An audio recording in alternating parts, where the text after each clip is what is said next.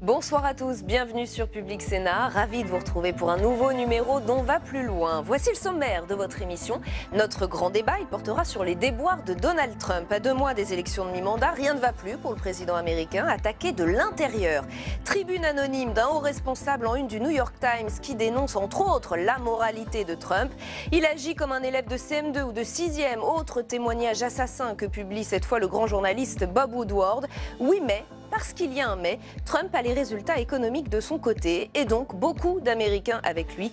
L'énigme Trump, c'est le thème de notre grand débat ce soir dans OVPL. Hashtag OVPL pour réagir sur Twitter, vous connaissez le principe. Notre match des idées, il opposera ce soir Alexandre Malafaye à Floro Vadillo. Nous reviendrons sur cette rentrée en ordre dispersé à droite. Laurent Wauquiez, Valérie Pécresse, Bruno Retailleau, Christian Estrosi. L'heure n'est pas encore au rassemblement, les divisions persistent chez LR. Nous en discuterons avec nos spécialistes. Et puis l'actualité de ce jeudi a aussi été marquée par la conférence de presse de Gérard Larcher que vous avez pu suivre en direct sur Public Sénat. Avec nous pour l'analyser ce soir, Jannick Halimi, rédactrice en chef adjointe au service politique du Parisien. On a vu un président du Sénat plutôt offensif, plutôt critique à l'égard d'Emmanuel Macron. Avant d'en parler, retour sur son intervention avec Samia Dechir. Ce n'est pas vraiment dans ses habitudes. Dans un discours très offensif, Gérard Larcher n'a pas hésité à dire tout le mal qu'il pense de la politique d'Emmanuel Macron. Celle des effets d'annonce et de l'hypercommunication qui, dit-il, a été démasquée par l'affaire Benalla au début de l'été. Il me semble qu'elle a été l'expression d'une crise en fait plus grave, qui tient au mode de fonctionnement de la présidence de la République et à la façon personnelle du chef de l'État d'exercer son mandat.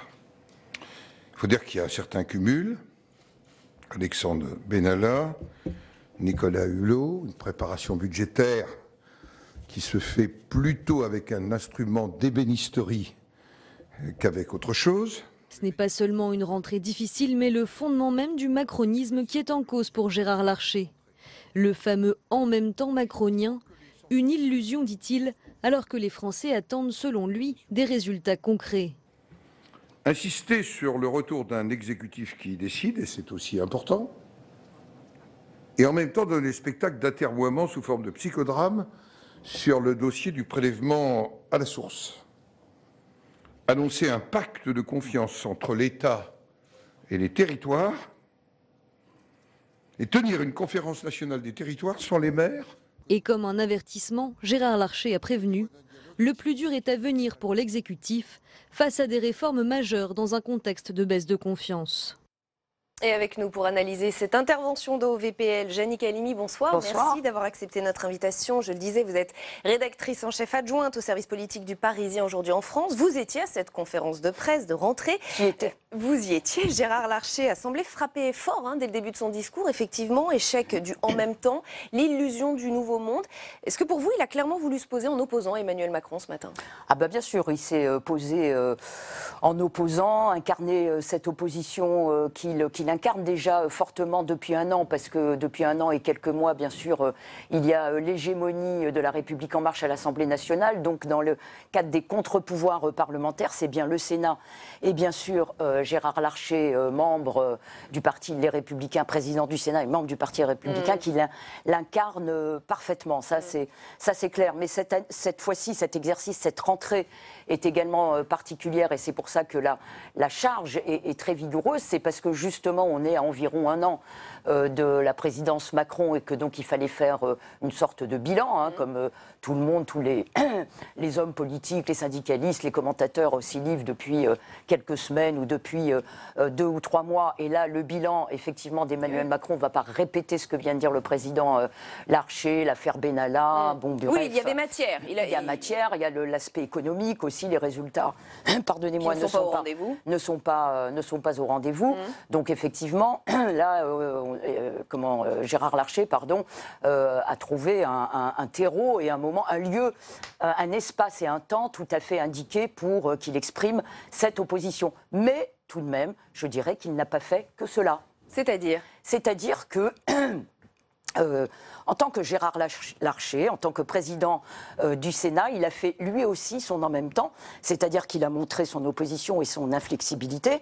Je vous prie de m'excuser. Je vous en prie, allez-y, vous avez le temps. Mais également son ouverture d'esprit bien sûr, et son ouverture politique. C'est-à-dire au parti de la majorité? Au parti Ouverture de la majorité, ouverture d'esprit, hein, bien sûr, c'est pas une main tendue. Pas une ouverture politique. Bien évidemment. Ouverture vis-à-vis tout simplement de la présidence, vis-à-vis, je vais employer un grand mot, mais vis-à-vis des intérêts de la France aujourd'hui. Parce que si Gérard Larcher s'est posé et a investi et a incarné toute la tradition du Sénat, il y a aussi la dimension Gérard Larcher qui aujourd'hui a pris également toute son ampleur. Pourquoi? Parce que je pense que Gérard Larcher, plus que tout autre homme politique, et peut-être à égalité, je dirais, avec Emmanuel Macron, je pense qu'il a pris conscience de la menace et du danger que représentent les populismes, bien sûr aux États-Unis, en Russie, en Turquie, mais au sein même de l'Union européenne. Donc il fait attention à ne pas trop s'opposer non plus. Il fait en sorte que son opposition ne soit pas stérile, qu'elle ne cultive pas tous les ressentiments qu'il ne pourrait trouver, des ressentiments populaires, comme qu'il ne pourrait trouver leur réponse et leur réceptacle que dans des partis populistes. Et autant pour beaucoup d'hommes et de femmes politiques, cet aspect populisme, montée des populismes en Europe n'est que, on va dire, un chapitre dans leur démonstration, autant je pense, pour suivre, si je puis dire, entendre, écouter Gérard Larcher depuis au moins plusieurs mois, comme pour Emmanuel Macron, tant pis si ça le gêne dans cette comparaison à Gérard Larcher, peut-être que ça gêne aussi Emmanuel Macron, je n'en sais rien, je ne pense pas. Franchement, je pense que pour ces deux hommes et donc pour Gérard Larcher, c'est presque la pierre angulaire de tout leur discours et leur raisonnement politique aujourd'hui. Donc dans un équilibre assez prudent tout de même, Gérard Larcher, même si effectivement il a été offensif. C'est intéressant que vous parliez d'Europe, ça a été l'autre angle d'attaque de Gérard Larcher. C'est un dossier cher à Emmanuel Macron sur lequel le président s'est posé en grand leader. C'est l'Europe justement. Écoutez Gérard Larcher. Au-delà de cette difficulté s'ajoute la crise que traverse l'Europe. Une Europe, bien sûr, dont on voit bien qu'elle est entravée par le poids de sa technostructure, d'une difficulté à se réinventer, du fossé créé avec les citoyens, alors qu'elle a de formidables défis à relever. Une Europe qui aimerait bien détourner son regard de la crise migratoire pour ne pas avoir à imaginer des solutions, mais en fait les peuples vont l'exiger. Et si nous ne prenons pas les mesures qui s'imposent, cette crise qui est avant tout, ne l'oublions pas, un drame humain, car cette réalité-là, elle est aussi très présente dans la crise, peut amener l'Europe à sa déconstruction. Le président du Sénat touche un point très sensible pour Emmanuel Macron. Le dossier européen, Emmanuel Macron y est très très sensible. Vous voyez ça comme un avertissement, attention ça ne marche pas, ou un appel? Un peu les deux. Je pense que là, Gérard Larcher a été un peu un lanceur d'alerte, mais dans le sens positif du terme, pour l'opinion publique en général, pour les partis politiques, et on y reviendra peut-être, notamment pour le sien, les Républicains, et évidemment pour Emmanuel Macron. Emmanuel Macron, encore une fois, pour qui la dimension européenne est essentielle dans sa propre politique et dans la mise en place de sa politique tant nationale qu'internationale, bien évidemment, mais il faut reconnaître qu'aujourd'hui, les résultats ne sont pas au rendez-vous en termes de construction et de nouveaux souffles à l'Union européenne dans un tas de domaines, et notamment, puisque Gérard Larcher l'a soulevé, dans le domaine migratoire. Donc, votre question, c'était...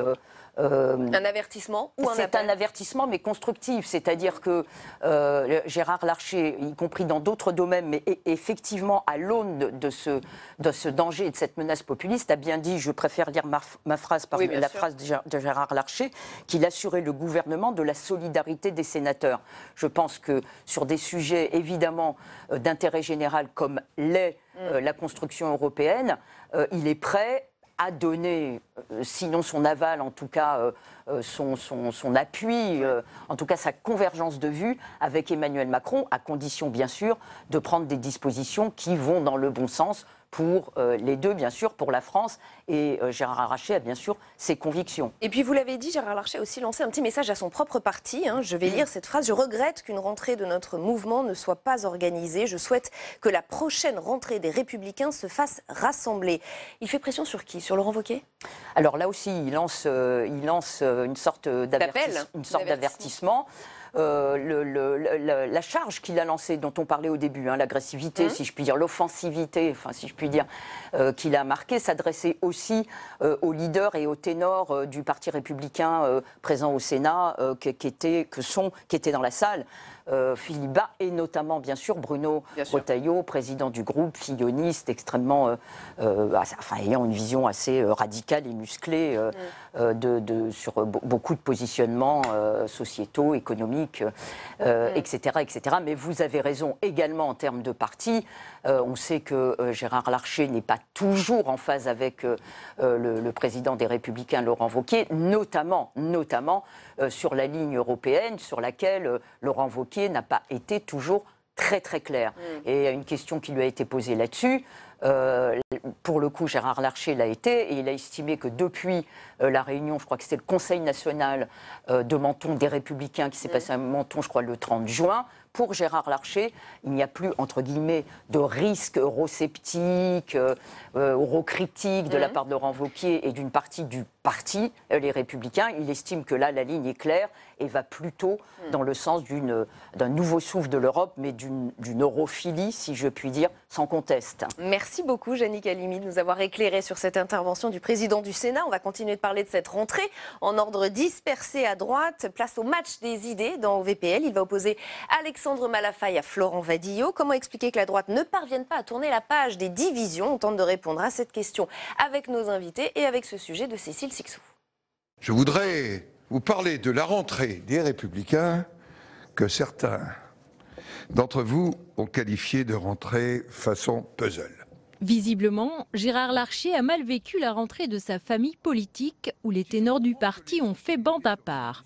Le 24 août, Valérie Pécresse a ouvert le bal à Brive-la-Gaillarde, 2 jours à peine avant Laurent Wauquiez et sa traditionnelle ascension du Mont-Mézinc. Autre rendez-vous, le 1er septembre, Bruno Retailleau était à la Baule pour accueillir les universités d'été des Républicains. À venir ce week-end, 2 événements. Au Touquet, où les jeunes républicains se réuniront avec Daniel Fasquelle comme chef d'orchestre, et à Bordeaux, où Alain Juppé regroupe ses troupes. Trop pour le président du Sénat, qui reconnaît que si son groupe a l'habitude d'exprimer différentes tendances, il a toujours réussi à rester uni. Si nous continuons chacun à avoir notre petite chapelle autocéphale, alors nous aurons du mal. Nous aurons du mal à incarner une force crédible. Nous avons cette exigence. C'est une exigence de nos compatriotes et nous devons être dignes de cette exigence. Redéfinir les positions du parti sur l'Europe, sur la dépense publique, la pression fiscale ou encore l'immigration. Gérard Larcher appelle les membres des Républicains à un travail de fond pour construire un nouveau projet, mais avant tout à se rassembler.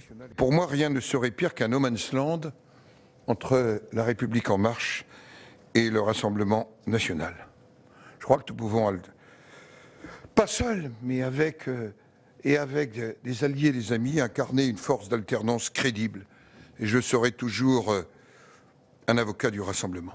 En attendant, il souhaite ouvrir le dialogue avec le centre. Il participera aux universités d'été des centristes ce week-end à Le Barcarès. Et on va aller plus loin dans le match des idées. Avec nous ce soir Alexandre Malafaye, bonsoir, chroniqueur à l'opinion, président fondateur du think tank Sinopia, et Florent Vadillo, ravi de vous retrouver également, docteur en sciences politiques et président du think tank L'Hétairie. Merci à tous les deux. Cette rentrée en ordre dispersé montre que la droite ne se sort pas de ses guerres intestines. Est-ce que c'est la faute à Laurent Wauquiez, Alexandre Malafaye? Non, c'est d'abord la faute à Emmanuel Macron, parce que la droite, elle est quand même aux affaires, pour l'essentiel. Quand même, la politique menée actuellement est plus une politique libérale qu'une politique très sociale, donc forcément, c'est plus compliqué pour la droite. Donc pour l'instant, elle continue à être un peu éparpillée façon puzzle, mais en même temps, c'est cohérent. C'est-à-dire qu'on est quand même dans un processus de temps de moyen long, voire de temps long. La droite, elle a un leader, qui est Laurent Wauquiez, qui a pris le risque d'y aller. C'est pas simple de se décider d'y aller en premier quand on a 4 ou 5 ans avant une prochaine échéance présidentielle. Donc il a quand même pris le risque d'y aller. Il est en train d'essayer de s'organiser. Et puis les autres, ils sont là. Et ils attendent de voir comment, à la fois, la Macronie va finir de se positionner, d'atterrir en termes de positionnement politique complet, de voir l'effet des réformes ou pas, pour bâtir un projet. Et puis après, pour voir quels sont les leaders qui vont arriver à passer, si je puis dire, à passer le cap. Pour l'instant, Laurent Wauquiez le tient, mais est-ce qu'il le tiendra dans la durée? Est-ce que d'autres vont pouvoir émerger? Voilà, je pense que pour l'instant, c'est assez cohérent que la droite soit encore dans cette espèce de division apparente et de fond. Après, il y a le problème de fond, qui est celui du projet politique que la droite pourra rebâtir. La vraie question, c'est est-ce qu'elle pourra recommencer ce qui a été fait avec l'UMP, qui était une fusion des droites, si je puis dire? Est-ce qu'on peut réimaginer une espèce de fusion en l'état actuel du paysage politique? Ça reste encore assez compliqué. Mais je crois que cette position-là de la droite aujourd'hui et des leaders de droite, elle est cohérente. Il faut leur donner du temps, ils vont se donner du temps, et au bon moment, de manière opportuniste, de manière calculée, de manière stratégique pour un certain nombre d'entre eux, ils vont monter en pression et on verra qui sera. Je pense qu'ils s'organiseront le temps venu lorsque les échéances approcheront. De toute façon, c'est toujours les élections qui, à un moment donné, mettent tout le monde d'accord sur le qui, le comment pour y aller, parce que quand même le pouvoir, c'est un appétit qui ne se dissimule pas. Florent Wadillot, on est surpris par cette indulgence vis-à-vis de Laurent Wauquiez, alors qu'on entend beaucoup que c'est lui le problème chez LR. Quel est votre point de vue? D'accord avec Alexandre Malafaille sur l'idée que le premier problème de la droite, c'est Emmanuel Macron, qui l'a désorganisé, qui l'a battu et qui la concurrence sur son terrain. Néanmoins, je ne voudrais pas sous-estimer le problème Laurent Wauquiez, parce qu'il y a une stratégie qui a été adoptée par Laurent Wauquiez, qui est adoptée d'ailleurs sans grande vergogne, il le reconnaît, il chasse sur la droite dure, voire jusqu'au Rassemblement national. C'est une stratégie qui se base sur les résultats électoraux et sur l'équation politique, qui effectivement n'est pas favorable au centre droit quand on est aux Républicains, et plutôt favorable à la droite conservatrice, droite traditionnelle. Néanmoins, cette stratégie-là, un chef assez tranchant qui décide de mettre en avant les sujets d'immigration assez exclusivement, crée un trouble au sein des Républicains. On entend la voix et la petite musique de Valérie Pécresse qui veut incarner la droite, mais une droite qui est quand même plus proche de celle d'Emmanuel Macron que de Laurent Wauquiez. On sent également les anciens ténors, Dominique Bussereau, Gérard Larcher également, qui émettent des doutes sur cette stratégie un peu jusque-boutiste. Les sondages pour l'instant pour les européennes créditent les Républicains de 15%, ce qui est bien dans le contexte actuel. Donc il est naturel qu'en fait que deux lignes s'opposent et que celle de Laurent Wauquiez soit contestée. C'est le jeu d'un parti. Il y a un homme que vous n'avez pas évoqué et qui compte de plus en plus à droite, qui s'organise d'ailleurs de son côté, c'est Bruno Retailleau, président du groupe LR au Sénat. Mais lorsque notre journaliste Tam Tranui lui demande s'il ne participe pas un petit peu lui aussi à ces divisions à droite, écoutez ce qu'il répond. Il faut à la fois, pour que l'opposition se reconstitue, travailler le fond, c'est-à-dire un projet, des propositions, et en même temps se rassembler. Mais on ne peut se rassembler que sur un projet. Et il faut donc définir ce projet, puis se rassembler. Le rassemblement, et pour l'instant, il n'y a pas ce projet commun chez les LR? Non, il n'y a pas ce projet. Il reste à construire. Et c'est à partir de cette reconstruction qu'on parviendra précisément, là aussi, à nous élargir, c'est-à-dire à rassembler. Et juste avant, il disait « Je ne divise pas, mais je souhaite le débat d'idées ». Sous-entendu, Laurent Wauquiez ne l'accepte pas, ce débat d'idées. Ça, de toute façon, dans les partis politiques, très sincèrement, le débat d'idées, c'est quand même un peu compliqué. Enfin, pour l'expérience que j'en ai, c'est pas forcément à l'intérieur des partis qu'on arrive vraiment à débattre. Voilà, on fixe des lignes par rapport à des enjeux électoraux, par rapport à une clientèle, entre guillemets, à récupérer. C'est ça qui va motiver. Maintenant, quand même, ce que dit Bruno Retailleau est intéressant, et je crois qu'il a raison. C'est trop tôt pour le projet. Le projet, il pourra se définir quand vraiment les marges de manœuvre seront d'un côté, par rapport à Emmanuel Macron, seront tracées, en disant voilà, bon, on sait jusqu'où est allé Emmanuel Macron, on sait les marges de manœuvre que nous, on peut se fixer. Oui, mais sauf qu'à force d'attendre, ils perdent des voix, ils perdent des échéances. Pas tant que ça, parce que les échéances électorales, maintenant, c'est les européennes. Et sur les européennes, on ne va pas parler des sujets nationaux. Après, on aura les élections municipales sur 15% lesquelles... aux élections européennes, pour un parti comme la droite, c'est quand même... On est d'accord, mais cela dit, il faudra voir le résultat. Voilà, on a les extrêmes qui vont sans doute faire de très gros scores, étant donné la tendance actuelle. On ne sait pas si la République En Marche va arriver en tête également. Enfin, aujourd'hui, il y a beaucoup d'inconnus dans l'équation de l'élection européenne. Et la droite, pour l'instant, sur le projet européen, aurait intérêt à construire quelque chose, mais elle a encore quelques mois. Voilà. Là, le problème de fond, c'est, voilà, pour l'instant, c'est l'incarnation de la droite. On peut être très critique à l'égard de Laurent Wauquiez, et ça, je le comprends, parce qu'on a tous pas mal de doutes sur sa capacité vraiment à être le leader qui va bien pour la droite, mais en même temps, il est là, comme je l'ai dit, il a pris le risque d'y aller. C'était courageux, c'était pas évident de reprendre la clé de la boutique. Mais d'autres après les sont élections. en embuscade, non? Oui, et au-delà de la question du programme, du fond, de rassembler, je pense que ce que joue Bruno Retailleau, c'est la création de sa stature très forte au sein des Républicains. Il est apparu sur les écrans assez récemment et il est aujourd'hui une vraie boussole de ce que pense la droite sénatoriale. Il est un puissant président du groupe et il veut qu'on compte avec lui. Et d'ailleurs, sa proposition qu'il y ait des primaires à droite n'est pas neutre, elle n'est pas vaine. Il montre par là qu'il compte, et au-delà des idées, il compte personnellement. Et je pense que s'il y a un homme qu'il faut suivre, c'est Bruno Retailleau, parce qu'il a entre ses mains beaucoup de leviers de décision. Il est très suivi par la droite sénatoriale, et pas uniquement, une vraie audience. Et auprès des militants, il a repris un créneau qui est quand même très porteur, d'une droite à la fois modérée dans l'expression, mais extrêmement campée sur ses positions. Il vient de Vendée, et je crois vraiment que c'est un des hommes forts déjà, et plus encore à venir. Et je voudrais qu'on revienne à présent sur le sort très incertain de Bruno Roger Petit, porte-parole de la présidence. Plusieurs médias ont annoncé son éviction, pas de commentaire de l'Élysée pour le moment, l'intéressé dément. Pourtant, une réorganisation de la communication élyséenne est bien en cours et affaiblirait la position de l'ancien journaliste. Bruno Roger Petit, beaucoup de Français ont découvert son visage au moment de l'affaire Benalla, souvenez-vous. Il a été mis à pied pendant 15 jours avec suspension de salaire. Il a été démis de ses fonctions en matière d'organisation de la sécurité des déplacements du président. Cette sanction vient punir un comportement inacceptable et lui a été notifiée comme un dernier avertissement avant licenciement. Cette sanction est la plus grave jamais prononcée contre un chargé de mission travaillant à l'Élysée. Voilà, une prestation devenue célèbre, moins de 2 minutes, des propos qui vont vite être contredits en plus. Est-ce que c'est ça qu'il paye aujourd'hui ? Oui, sans doute. Enfin, cette séquence-là, elle est quand même assez fascinante. On a le sentiment d'une impréparation, ou peut-être d'un effet de certitude, en pensant qu'une fois qu'on aura dit ça, c'est terminé de circuler, il n'y a rien à voir. Cette déconnexion-là par rapport à la réalité de l'affaire et par rapport à la réalité tout court, elle est sans doute lourde à assumer. Après, on est face à un problème de fond. C'est-à-dire qu'on a une équipe de campagne qui a gagné, qui s'est retrouvée aux affaires. C'est pas la même chose de gouverner. Et apparemment, certains disent que la greffe entre les anciens et les nouveaux au sein de la cellule communication, et plus généralement au sein de l'Élysée, est quand même compliquée. Mais d'ailleurs, Emmanuel Macron est en train, semble-t-il, de resserrer les rangs autour de ceux qui lui ont fait gagner l'élection. Voilà, sauf que le problème d'Emmanuel Macron, si on prend un peu de champ par rapport à sa communication, très sincèrement, c'est qu'elle nous perd.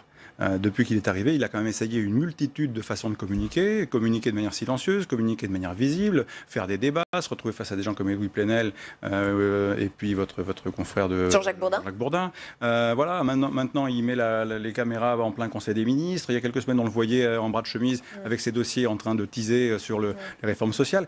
On se perd un peu sur la façon de faire. On sent qu'il y a une inexpérience des choses de l'État et de la gouvernance de très haut niveau, et que on essaye des choses, on se rend compte que ça marche pas, on recommence. Et objectivement, on passe plus de temps, c'est vrai, on le voit sur les plateaux, dans les radios, on passe plus de temps souvent à commenter la forme que de s'intéresser au fond. Il a un vrai problème de constance dans sa façon de communiquer. Là, je pense qu'il va falloir reprendre en main et à un moment donné se dire bon, ok, je fais d'une certaine façon, et puis je m'y tiens. J'ai aussi des équipes que je mets en avant, parce que l'idée que là encore l'hyper-président va tout faire et tout réussir dans les 4 années qui viennent, je pense que c'est une idée qui nous amène dans le mur. Est-ce que c'est pas ce qu'il est en train de faire Florent Vadillo avec Sibeth Ndiaye et Sylvain Faure, qui justement font partie de son équipe refermée de campagne présidentielle et de début de présidence. Vous avez vu, on a titré Élysée une communication bunkerisée, point d'interrogation. Est-ce qu'on ne va pas vers cela aujourd'hui ? Je pense que Bruno Roger Petit paye 2 choses, pas forcément l'affaire Benalla, parce que j'ose croire qu'il n'est pas à l'origine des éléments de langage. Le principe d'un porte-parole, c'est qu'il porte la parole que d'autres ont écrite. Donc la prestation de Bruno Roger Petit, pour moi, c'était celle de l'Élysée. Donc j'espère pour lui qu'il ne paye pas, il n'y a pas le lampiste qui paye. Et je vois également qu'une qui est sanctionnée, c'est Sibeth Ndiaye, parce que Sylvain Faure vient chapeauter un service pour lequel elle était pour l'instant seule maîtresse à bord. Et c'est aussi une personnalité qui a cristallisé contre elle de nombreuses critiques.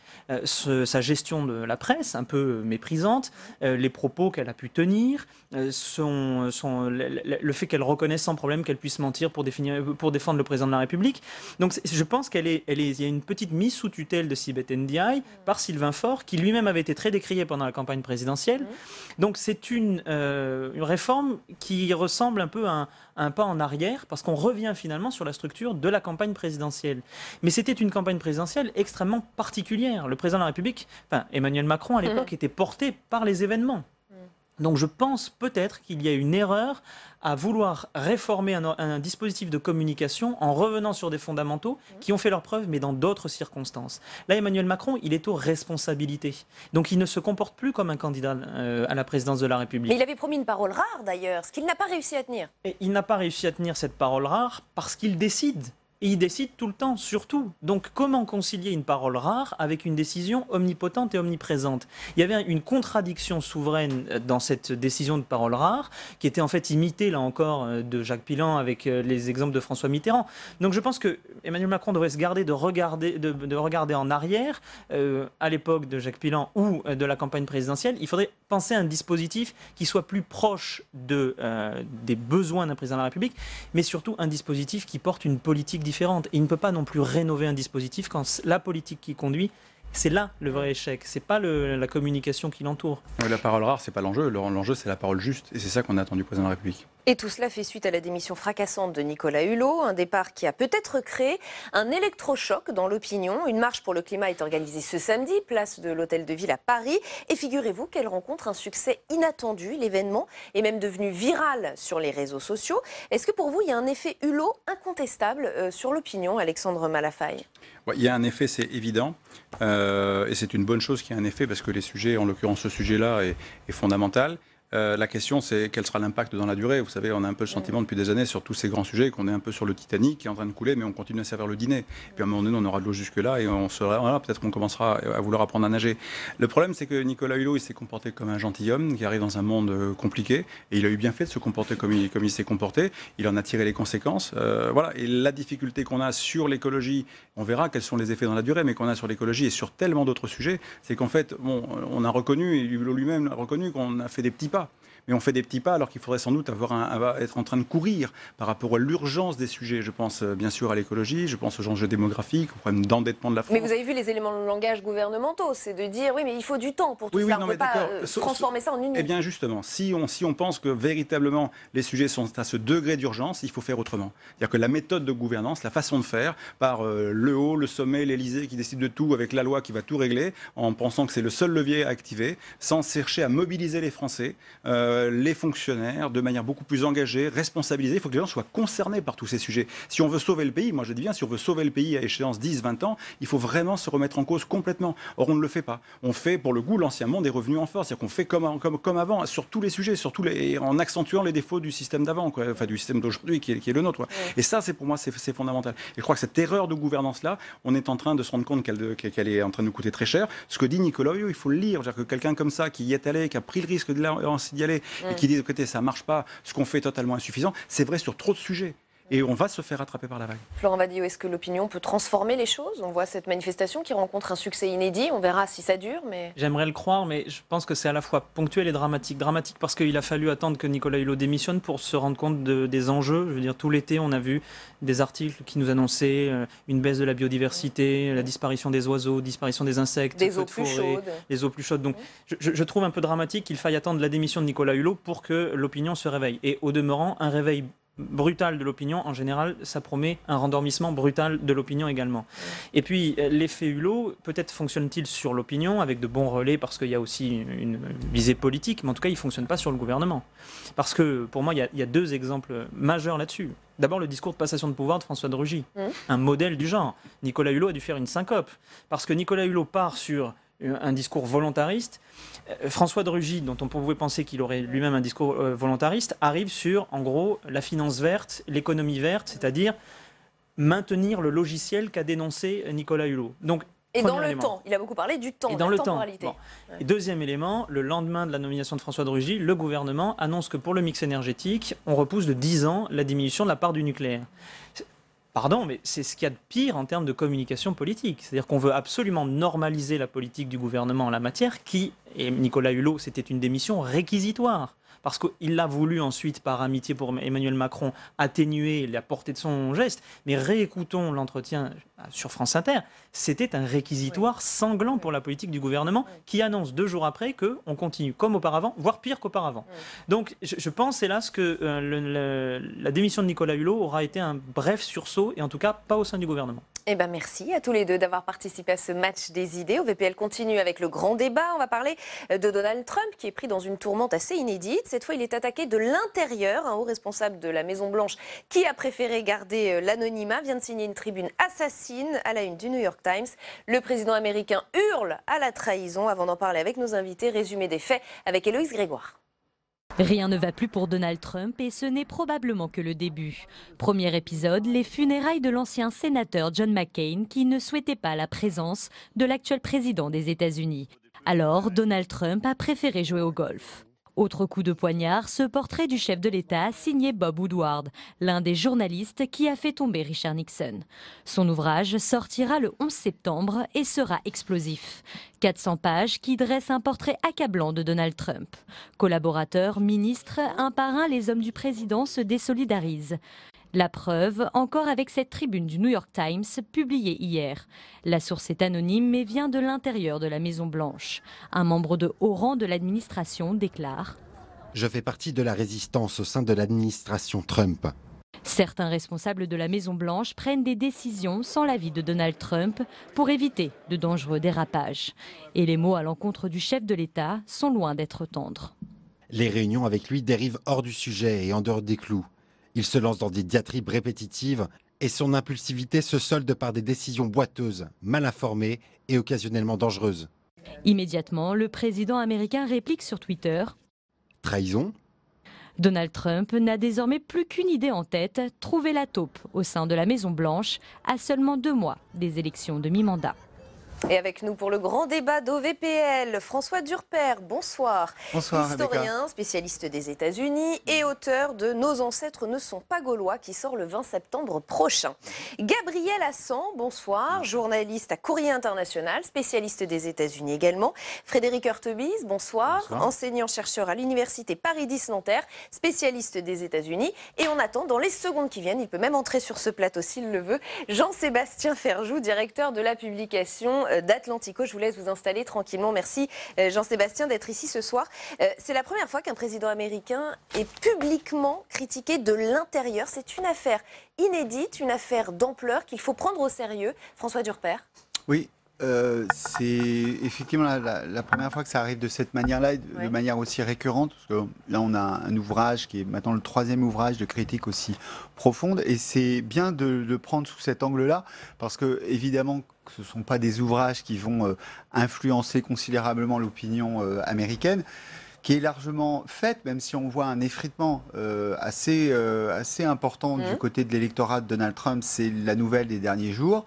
On a quand même quelque chose de plus important qui est le fonctionnement de la Maison-Blanche et plus largement de la haute administration. Imaginez l'équivalent pour la France, un ouvrage tous les 6 mois assez bien renseigné, là parce qu'on a quand même une personne qui est l'un des anciens combattants de la science politique américaine. Imaginez tous les 6 mois un ouvrage disant le Premier ministre a dit que le président était un attardé, le président a dit que son ministre des Affaires étrangères était un con. Il y aurait quand même... On peut finir par les croire. Sans que ce soit des confidences du président et des journalistes. Oui, ça serait compliqué. Alors là, ce sont des sources qui sont non nommées. Et puis, il y a en plus cette tribune dans le New York Times. Là encore, c'est anonyme, mais Donald Trump ne dit pas « ça n'existe pas », ne dit pas « il n'y a personne derrière », dit « c'est un lâche et on va le trouver ». Et qui est-ce ? Jean-Sébastien Ferjou, la question qu'on se pose quand même, c'est est-ce que ça ne va pas faire que convaincre les anti-Trump et pas du tout les pro-Trump, et même peut-être au contraire ? Tout est question de ces résultats malgré tout, parce que François Durper le soulignait, il y a eu un certain effritement de l'électorat de Donald Trump, même s'il a remarquablement résisté depuis son élection, peut-être plus que ce qu'on en imagine vu de France. C'est vrai qu'il y a 2 Amériques. Donald Trump a su conquérir le cœur d'une Amérique qui, je pense, n'est pas dupe de ce qu'est le personnage. Parce que la tribune du New York Times, elle est intéressante parce que c'est quand même quelqu'un en interne qui dit que le président, en quelque sorte, est sous tutelle, parce que son administration cherche à le protéger de lui-même. Ce qui est au-delà de confidences sur bidule et attardé. C'est quand même, oui, le terme employé, et même celui, effectivement, de résistance interne. Donc ça peut affecter les Américains. Sauf que dans le même temps, et c'est ce que souligne l'auteur anonyme de la tribune, malgré tout, c'est une politique. Il ne conteste pas la politique en elle-même, il conteste la moralité du personnage et le fait qu'on puisse raisonnablement douter du fait qu'il soit stable d'une part et qu'il ait des principes d'autre part. Mais il ne conteste pas la ligne politique. Mais il conteste d'autant moins la ligne politique que cet anonyme dit « nous sommes à l'origine de ces réformes ». Mais du point de vue de l'électeur américain, ce qui compte malgré tout, indépendamment de l'opinion qui peut se faire de la personne qu'est Donald Trump, ce sont les résultats qu'il obtient. Et il y a quand même quelque chose de majeur aux États-Unis, c'est le taux de croissance. On va y venir. Gabriel Hassan, est-ce que selon vous, un nouveau cap a été franchi avec cette affaire et est-ce que ça peut porter préjudice politiquement à Donald Trump? Je pense évidemment aux élections de mi-mandat qui se déroulent dans 2 mois. Je pense qu'un cap a été franchi avec à la fois la publication du livre de Bob Woodward, donc qui sera mardi prochain, et avec la publication de cette tribune. Dans le sens où les critiques jusqu'ici s'exprimaient largement dans des citations anonymes dans les médias, mais il n'y avait pas eu un journaliste aussi sérieux et crédible ayant publié un tel livre. Après, est-ce que ça aura une influence sur les électeurs de Trump? Ça me semble assez peu probable. Les réactions dans les médias conservateurs sont évidemment très négatives.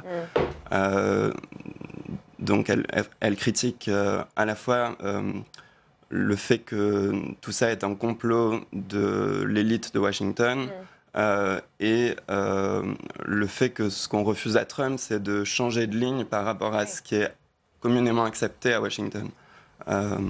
Frédéric Hurtebise, ça veut dire que Donald Trump peut partir tranquillement vers ses élections de mi-mandat sans s'inquiéter malgré toutes ces affaires? Moi, je dirais que la publication de l'ouvrage et de l'article auront peut-être un effet assez limité. Pour moi, c'est plus une question de degré que de nature. Depuis la campagne présidentielle, depuis la première année de son mandat, il n'a fait qu'être transgressif. Et ça, en ce sens, les Américains le savent déjà. Je pense qu'il y avait déjà eu des articles, je pense, dans la New York Review of Books, qui s'appelait The Adults in the Room, qui disait la même chose, que des membres de l'administration Trump, par derrière, faisaient en sorte qu'ils ne prennent pas certaines décisions. Ils étaient considérés comme des adultes qui empêchaient un enfant de faire n'importe quoi et qui donc avaient pour mission de limiter les dégâts. Là, ce qui change, je pense, effectivement, il y a peut-être un effet cumulatif. Il y a eu aussi les obsèques de John McCain, dont Trump a été privé, enfin, du moins écarté. Il y a effectivement la publication du livre de Woodward, il y a la publication de l'article du New York Times, il y a quelques semaines, voire un mois, la publication d'un livre d'une ancienne collaboratrice, Omarosa Manigault. Bon, des scandales, sa présidence en a été émaillée. Alors, est-ce que cet effet cumulatif aura un effet plus important que ce qui a existé avant? Je ne peux pas le dire.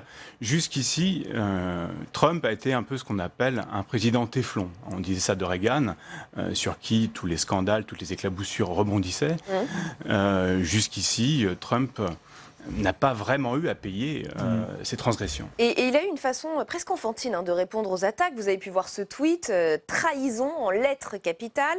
Et puis, il y a eu ce coup de téléphone à Bob Woodward. Et cette conclusion d'une simplicité assez déconcertante, je voudrais que vous écoutiez cet enregistrement publié par le Washington Post et qu'on en parle juste après. We're going to have a very inaccurate book, and that's too bad. No, but I don't blame you entirely. Be accurate. All right, okay. Well, accurate is that nobody's ever done a better job than I'm doing as president. That I can tell you. So and that's the way a lot of people feel that know what's going on, and you'll see that over the years. But a lot of people feel that, Bob. Et ce sera un mauvais livre. C'est un échange assez surréaliste, non, François Durper? Oui, bon, c'est pas surprenant. Oui, c'est pas très surprenant. C'est vrai que là, depuis la tribune, évidemment, c'est la chasse à la taupe à la Maison Blanche. Les équipes sont mises sur le champ lexical de la tribune. Qui est derrière? On se fait même parler de Mike Pence à cause de l'emploi d'un mot, le vice-président. Oui, c'est une information une allégation qui circule. Oui, c'est ça vous paraît peu probable? Mais en tout cas, effectivement, ça a été dit par un journaliste. Il y a le fait qu'il y ait beaucoup de références à la politique étrangère. Donc on va du côté des conseillers de politique étrangère. Le fait que dans la tribune, on explique qu'on n'est pas dans l'opposition progressiste, mais plutôt chercher du côté des conservateurs. Mais ce qui a été dit à l'instant est très intéressant. C'est-à-dire que ça n'a pas d'impact sur Donald Trump jusqu'à maintenant. En 1990, Donald Trump, vous allez dire que je remonte loin, mais je suis historien, c'était l'effondrement dans sa vie personnelle et dans sa vie tout court, effondrement financier. Il était au plus bas et il a trouvé le moyen, à ce moment-là, d'écrire un livre qui est totalement prémonitoire, Surviving at the Top, survivre au sommet. À l'époque, il n'était pas vraiment au sommet, aujourd'hui, il l'est. Qu'est-ce qu'il dit dans cet ouvrage? En gros, on voit quelqu'un qui se complaît dans cette situation d'être au bord du gouffre. Il est toujours au bord du gouffre, et le fait d'être au bord du gouffre lui donne presque autant d'énergie. Il aime être confronté aux épreuves, il aime ça, il aime le challenge. Il est survivant, et ce qu'on regarde, il est quand même de tous les candidats celui qui a le plus de scandales, celui qui a commis le plus d'erreurs pendant la campagne, et celui qui a gagné cette campagne-là. Donc il ne faut pas attendre de lui qu'il change comme président, ce qui a toujours fonctionné dans sa vie. Maintenant, après, comment il s'en est sorti toujours? Alors là, c'est un peu le paradoxe. Tous ceux qui l'analysent disent il a beaucoup d'ego, il ne s'intéresse pas aux autres, mais ce sont toujours les autres qui l'ont sauvé. Alors, en 1990, qui le sauve? Les banques. Personne n'a intérêt à la faillite de Donald Trump. Donald Trump est très riche, sa faillite entraînerait une cascade. Donc, qui le sauve aujourd'hui? Le Parti républicain. Parce que, regardez les deux images. Il faut regarder les deux images d'hier. Il y a à la fois la sortie du livre annoncée, puis il y a Kavanaugh devant le comité du Sénat qui analyse la candidature, la nomination de Kavanaugh qui va rentrer probablement à la Cour suprême. Le Parti républicain a dans les mains un président en capacité d'influencer cette Cour jusqu'à 30 et 40 ans, parce que, regardez, 51 ans pour le premier juge nommé, 53 ans pour le deuxième juge nommé, et on dit bien à ceux qui ne connaissent pas les institutions américaines que la Cour suprême, c'est le cœur des évolutions sociales de l'Amérique. Et donc là, on a un président qui est très peu transgressif lorsqu'il faut nommer des juges conservateurs bon teint et qui peuvent passer le cap du Sénat, et notamment du vote des démocrates ou de l'opposition des démocrates. Et là, pour le coup, eh bien, le Parti républicain a tout intérêt à sauver le commandant en chef Donald Trump. Jean-Sébastien Ferjou, c'est ce que vous retenez aussi, effectivement, un président qui aime les défis, qui aime presque être au bord du gouffre, mais qui finalement est toujours sauvé? Qu'il l'aime ne veut pas dire que les Américains, eux, se projettent dans les considérations d'ego de Donald Trump. Je pense que la grande force de Donald Trump, et c'est ce qui était évoqué tout à l'heure, c'est que les gens voient en lui la transgression.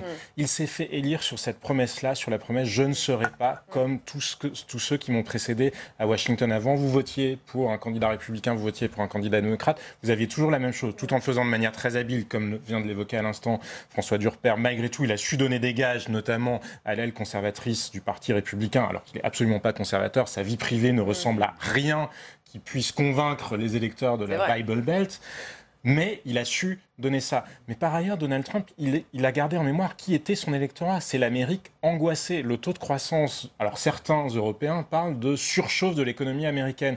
Certes, ils sont déjà au plein emploi, mais lui, il n'a pas oublié quelque chose, c'est que le taux de chômage, c'est une chose, et là, le taux de chômage, il est quasiment au plus bas. Mais il y a le taux d'emploi, et le taux d'emploi, c'est quoi? C'est quoi la différence avec le taux de chômage? Ce sont les gens qui sont effectivement en situation de travailler ou de chercher du travail.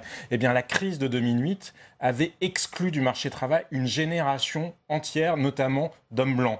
Eh bien, Donald Trump, par la surchauffe de l'économie américaine, il est en train de les faire rentrer. Et il y a des économistes ou des éditorialistes assez sérieux qu'on ne peut pas soupçonner d'être trumpiens ou trumpistes, je ne sais pas comment on dit en français, comme Mohamed El-Erian de Bloomberg, qui disait « mais finalement, on est assez perplexe parce que sa stratégie sur la guerre commerciale, qui paraissait complètement chaotique au début, avec des mesures qui n'avaient pas l'air d'avoir beaucoup de sens sur la métallurgie, il est en train de gagner. Il a gagné son rapport de force avec le Mexique, il a gagné son rapport de force avec le Canada. Il est pas mal situé dans le rapport de force qu'il a institué avec la Chine et les Européens. Je pense qu'il ne faut jamais oublier que Donald Trump est un homme de coups. C'est un négociateur immobilier. Après, qu'il soit amoral, qu'il n'ait pas de principe, certainement, mais quand on est un électeur américain, et encore plus un électeur américain qui, comme beaucoup d'électeurs occidentaux, se sont sentis trahis par le système, encore une fois, par tous les partis du système. Mais on voit que ça marche. Oui, non, mais je vais vous dire, il y a presque quelque chose qui est perturbant philosophiquement, parce qu'on en est arrivé dans nos démocraties occidentales à un stade où il faut élire des dingues pour penser qu'ils sont, eux, capables d'affronter la bien-pensance ou d'affronter le deep state ou les gouvernements profonds, comme on dit, ces États qui, finalement, les gouvernements passent et puis eux continuent à mener la politique qu'ils souhaitent. Eh bien, d'une certaine manière, c'est une question qui est perturbante, oui.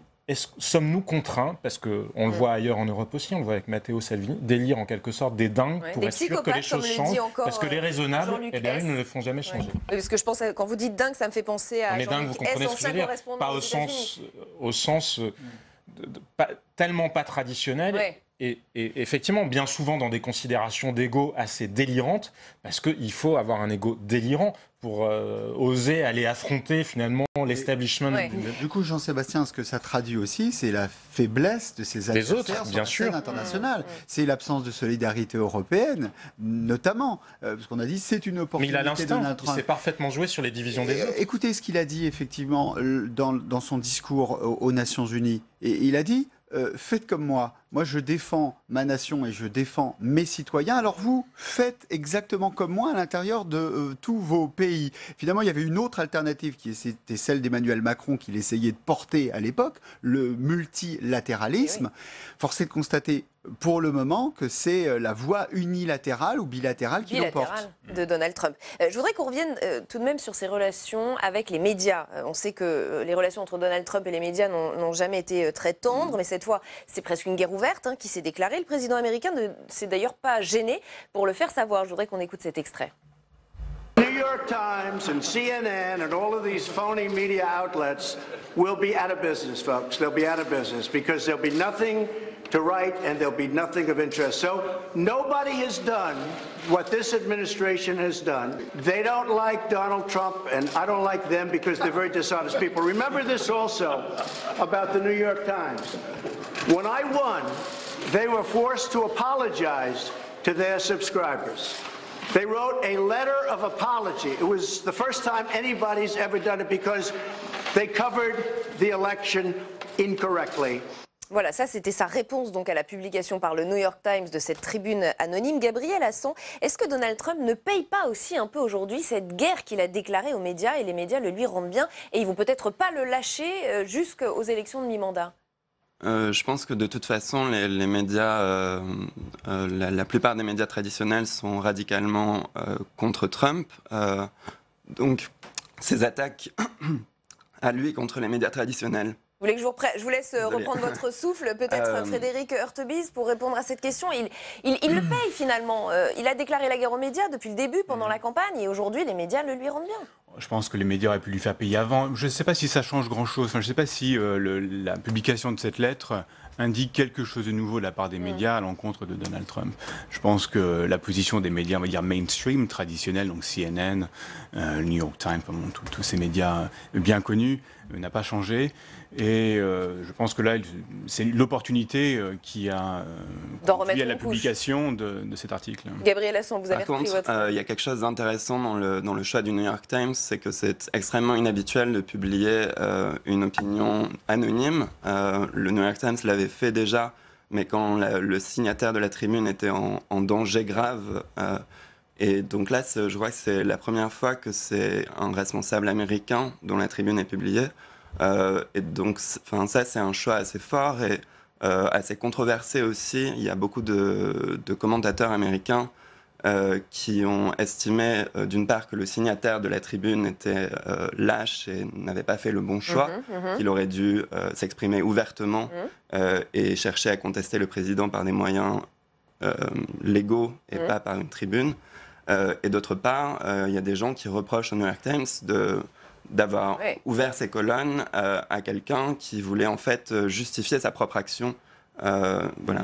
Parce que quand même, d'un point de vue démocratique, d'un point de vue légal, que quelqu'un dise dans les colonnes du New York Times il y a une résistance au sein du gouvernement contre Donald Trump, c'est pas défendable. Parce qu'effectivement, il a le droit de dire ou de penser ce qu'il pense de Donald Trump, il a le droit de le dire, mais si réellement il est convaincu que Donald Trump est un danger, moi je serais un électeur américain, j'aimerais bien qu'il ne se contente pas de l'écrire dans le New York Times ou d'essayer de me convaincre qu'il a réussi à le mettre sous tutelle, parce que ça reste à voir, ça n'est jamais que son point de vue qui n'est pas contrebalancé, parce que même si on sait que Donald Trump, effectivement, il y a le livre de Bob Woodward où il y a eu d'autres descriptions du personnage, mais sur cette résistance interne, on est quand même dans quelque chose de perturbant d'un point de vue démocratique.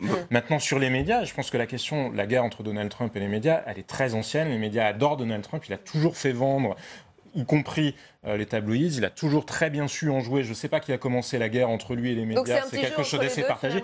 Mais à la limite, ce n'est pas très grave. Ce qui est important, c'est que ça rentre en résonance avec le ressenti d'un certain nombre d'électeurs américains qui considèrent que les médias américains, ou les médias mainstream, comme vous disiez, les méprisent. Et ça entre totalement en résonance avec la phrase malheureuse qu'avait eue Hillary Clinton, mais qui reflète tellement la vision, justement, de cette élite de la côte Est. Vous savez, elle avait parlé des déplorables, en anglais, mais de ces gens un peu pathétiques. Un peu pathétiques. Non, Pathétique.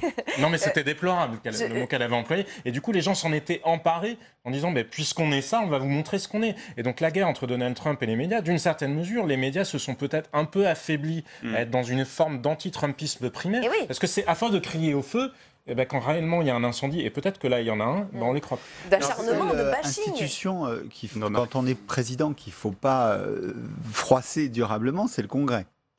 Parce que vous pouvez vous fâcher contre les médias, vous pouvez vous fâcher, il a même été jusqu'à se fâcher avec ses propres agences de renseignement, mais en revanche le Congrès, si vous faites passer aucune loi au Congrès, que vous êtes incapable de faire avancer quoi que ce soit, ça pose problème. Or, quand Donald Trump fait un discours au Congrès, il en a fait pour le moment un seul, il fait un discours extrêmement classique.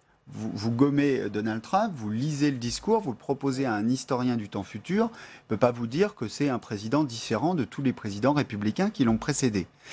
Et donc tout ça est maîtrisé, vous nous dites que finalement c'est assez maîtrisé. En tout cas, là, il a un Congrès qui est en accord avec ce qu'il fait. Parce que d'abord, il y a une évolution du Congrès. Vous avez un Congrès qui est assez jeune. Les expérimentés au Congrès, il y a eu un turnover important, notamment depuis 2010. Et deuxième chose, vous avez un Congrès qui est très partisan. Et ça, c'est nouveau dans l'histoire américaine. L'histoire américaine, généralement, vous votez pour un président à gauche, vous votez pour un sénateur à droite ou l'inverse. Ça fait déjà une grosse vingtaine d'années que... Bien sûr, on a une évolution sur le long terme, sur une vingtaine, où on a effectivement une... et ça va, et ça touche maintenant même la Cour suprême. C'est-à-dire qu'on se dit, même à la Cour suprême, vous voyez, il y a Kennedy, le juge Kennedy qui va être remplacé par Kavanaugh, et donc c'est le juge pivot, celui dont on ne sait pas ce qu'il va voter, qui va être remplacé par un juge dont on pourrait attendre le vote dans le sens conservateur. Et là, il y a peut-être une évolution qui est un peu plus de long terme, qu'il est intéressant d'analyser. Frédéric Hurtebise, vous vouliez intervenir peut-être ? Je voulais réagir par rapport à ce que disait mon collègue tout à l'heure. Sur effectivement la presse, je pense que pour les électeurs de Trump, première remarque, pour les électeurs de Trump, cet article ne va faire que renforcer leur impression qu'il y a un deep state qui contrôle tout en sous-main et que même le président élu démocratiquement finalement n'est pas libre de la politique. Ça va renforcer la haine anti-média, le complotisme. En tout cas, c'est anti-establishment, ce qui est peut-être pire d'ailleurs. Et deuxième point, moi, sur les collaborateurs de la Maison-Blanche, moi, je les mettrais dans trois catégories. Je dirais qu'il y a ceux qui sont rentrés en tant que collaborateurs ou dans des ministères par conviction, par envie de changer le système. On pense évidemment à Steve Bannon, qui n'y est plus, mais ce serait, je pense, une figure type. Il y a ceux qui sont rentrés par opportunité. Après tout, l'opportunité d'être dans un gouvernement ou dans un cabinet est quand même forte. Je pense peut-être des gens comme Pompeo, Nikki Haley, qui ne sont pas des... Enfin, Pompeo aussi quand même bien à droite, mais Nikki Haley était quand même pas très à droite. Et puis il y a ceux qui, dès le début, sans forcément le dire, ils sont allés pour se sacrifier et pour sauver le pays. Et moi, je connais des universitaires, c'est aux États-Unis, les universitaires peuvent devenir membres de... c'est la Revolving Door. Membre de quoi, pardon ? Enfin, membre, il y a ce qu'on appelle la Revolving Door, on est au gouvernement, après on passe dans les universités, dans les think tanks, on retourne au gouvernement. D'accord. Et ce collègue américain disait qui est républicain, qui était anti-Trump, disait à ses amis républicains, surtout entrer au gouvernement et essayer de limiter la casse. You have to serve this president. La figure, ça serait John Kelly. Alors voilà, John Kelly, effectivement, qui est ce qu'on appellera en France le chef de cabinet ou le secrétaire général de la Maison-Blanche, semble rentrer dans cette catégorie, effectivement. Et il y avait d'ailleurs, au sein du Parti républicain, avant même l'élection de Donald Trump, il y a eu la partie du Parti républicain qui a essayé d'empêcher son élection à tout prix, et puis il y en avait d'autres qui faisaient un calcul très cynique et qui entrent en résonance avec finalement la tribune du New York Times, et qui était de dire, mais finalement ce président-là, enfin ce candidat-là à l'époque, n'a tellement pas de conviction qu'on le laissera tempêter, faire ses tweets et finalement amuser la galerie, et puis on contrôlera les choses en sous-main. On va voler une lettre dans son bureau. C'est une des anecdotes. Non, mais réellement, le Parti républicain a réagi comme ça, ce qui, encore une fois, est assez inquiétant d'un point de vue démocratique, parce que ça entre en résonance avec un des leviers sur lequel joue Donald Trump, justement en dénonçant le deep state, l'État profond, etc. Et puis, il y a le poids des images. La semaine dernière, pendant que les principaux responsables politiques américains se trouvaient à Washington pour rendre hommage au sénateur John McCain, Donald Trump, lui, eh bien, il était au golf. On va peut-être voir ces deux photos, ce montage photo. Donald Trump, persona non grata, idiot, dérangé, incontrôlable. Ses détracteurs se sont déchaînés. Voilà cette photo très marquante qui a fait le tour des réseaux sociaux aux États-Unis. En attendant, eh bien, vous le disiez, Jean-Sébastien Ferjou, il a les résultats économiques pour lui. 4,1%. Regardez, c'est le chiffre de la croissance au second trimestre, selon la première estimation du département du commerce. On n'a pas vu de conjoncture aussi favorable aux États-Unis depuis 2014. On peut dire ce qu'on veut, mais tant qu'il donnera du travail et une économie. Bien sûr. Alors là, après, il y a deux choses. La première, c'est qu'effectivement, vous aurez remarqué qu'on aura les prévisions de la croissance 8 jours avant les élections primaires. Donc cette dimension économique, elle va être omniprésente, déterminante au moment du vote. On aura de très bonnes prévisions. Il faudra vraiment détester Trump pour ne pas voter pour des sénateurs et des représentants et des gouverneurs qui épousent la cause du président. Après, il y a la problématique aussi des résultats, parce que effectivement, un président qui, au départ, dit « mais de toute façon, je ne peux pas avancer parce que le système, le deep state m'empêche d'avancer », plus le mandat va avancer, plus le discours sera difficilement audible. Là, on peut encore entendre... Il y a des gens qui l'alimentent, comme avec la tribune de New York Times. Oui, bien sûr. Justement. Là, la balance commerciale, par exemple, les chiffres sont très mauvais, très négatifs. Il peut encore dire, mais je n'ai pas encore mis en place tous mes dispositifs en matière de protectionnisme, donc ne regardez pas encore... Tout de même, à titre personnel, vous qui connaissez parfaitement les États-Unis, est-ce que vous êtes surpris par ces bons chiffres économiques et peut-être vous vous dites, il fait peut-être des choses bien? Non, les chiffres économiques, il a réussi quelque chose d'important au cours de sa première année, c'est la réforme fiscale. Si ça avait été quand c'était Barack Obama qui avait des bons résultats économiques, on disait c'est Barack Obama qui a des bons résultats économiques. Donc Donald Trump a des bons résultats économiques, on ne va pas aller chercher dans le mandat précédent ces bons résultats économiques renforcés par la réforme fiscale, et qui est la mesure principale de son premier mandat. Et ça, les Américains, ils vont lui tenir crédit de cela. Je ne suis pas sûr qu'ils ne voient que cela. D'abord, je suis d'accord, les bons résultats économiques sont à la fois dans la continuité de la grande période de croissance sous Barack Obama, qui s'est accentuée sous Trump, sans doute en bonne partie grâce à la réforme fiscale, donc aux coupes dans les impôts qu'a réussi à faire passer Trump. Personne ne sait jusqu'à quand ça durera.